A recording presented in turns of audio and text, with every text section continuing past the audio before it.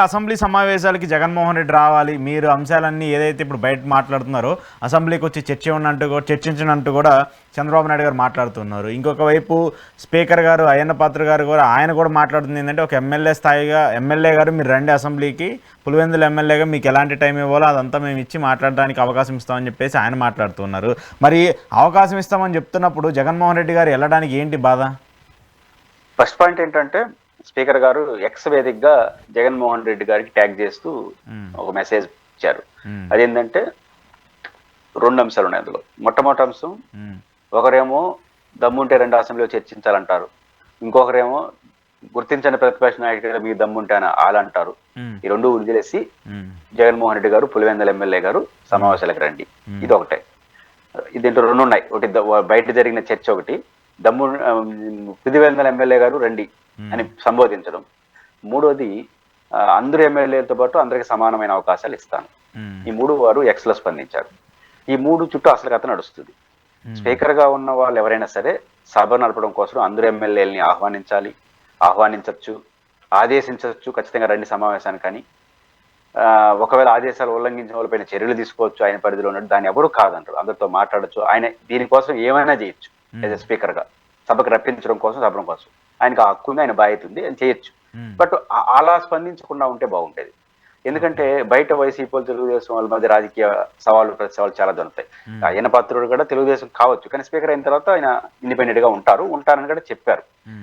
కాబట్టి బయట తెలుగుదేశం వైసీపీ మధ్య రాజకీయ రచ్చకి ముగింపు పలికేలాగా స్పీకర్ గారి ఆదేశాలు ఉండాలి.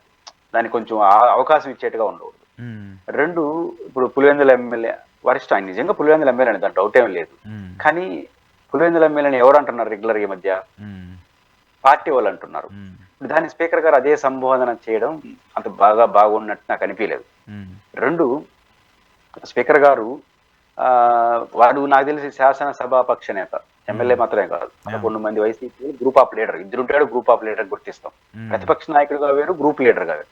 ఆయన గ్రూప్ లీడర్ గా, ఫ్లోర్ లీడర్ గా ఆయనకి రైట్ ఉంది, ఖచ్చితంగా ముందు బెంచ్ లో ఉంటాడు, ఎక్కడనేది వేరే సంగతి.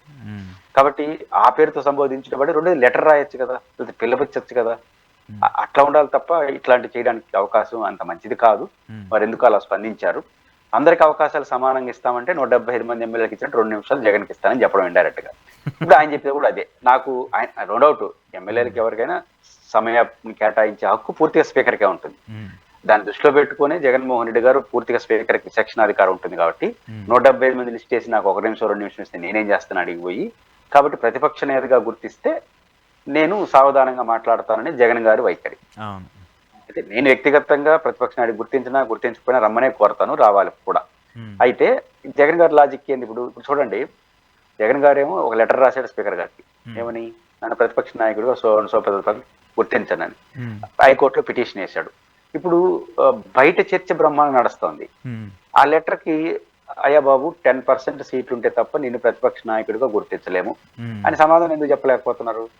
అంటే రూల్లో అది లేదు కాబట్టి రిటర్న్ గా సమాధానం చెప్పట్లేదు. రూల్లో అది లేదు 10% అనేది. ఇది సాంప్రదాయంగా మాత్రమే మారింది.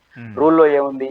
అధికార పార్టీకి రాజకీయంగా విభేదించే పార్టీ అయి ఉండాలి, ఉన్న విభేదించే గ్రూపుల్లో మేజర్ గ్రూప్ గా ఉండాలి, స్పీకర్ డెసిషన్ తీసుకోవాలి. ఇది రూల్స్ లో ఉండేది. ఇక 10% ఆడుంది కాబట్టి టెక్నికల్ గా రిటర్న్ ఆన్సర్ ఆయన కోర్టుకు వెళ్తాడు, యాడుందండి అసెంబ్లీ రూల్స్ లో అంటాడు. కాబట్టి రిటర్న్ గా మాత్రం ఆన్సర్ చేయదు, ఇట్లా స్పందిస్తూ ఉంటారు.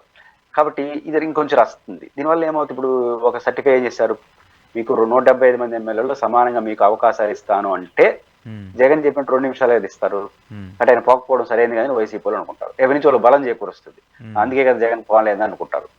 కాబట్టి వీలైనంత వరకు జగన్మోహన్ రెడ్డి గారు వెళ్ళాలి. 2వది, స్పీకర్ గారు రప్పించుకోవాలి. ప్రతిపక్ష నాయకుడిగా ఇవ్వకపోవడం అనేది విచక్షణ అధికారం. నిబంధనలు పెట్టుకుంటే ఇవ్వచ్చు, కానీ సాంప్రదాయం ప్రకారం 10% పాటిస్తున్నారు, అది స్పీకర్ విచక్షణ. కానీ ఏదైనప్పటికీ కూడా ఒక డెసిషన్ తీసుకోవాలి. జగన్మోహన్ రెడ్డి గారు మాత్రం తను అనుకున్న డెసిషన్ కి అటు ఇటుగా కట్టుబడి ఉంటాడు, బేసిక్ గా దాని లైన్ లో పోతాడు.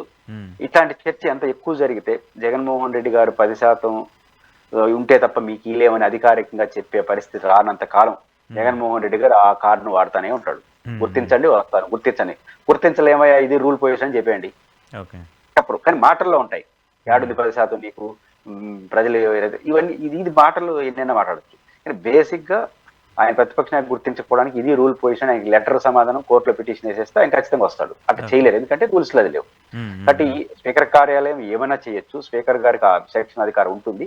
బట్ రాజకీయ పార్టీలు మధ్య వాద ప్రతివాదాలు జరిగేదానికి అడ్డుకట్ట వేసేట్టుగానే స్పీకర్ కార్యాలయం ఉంటే బెటర్.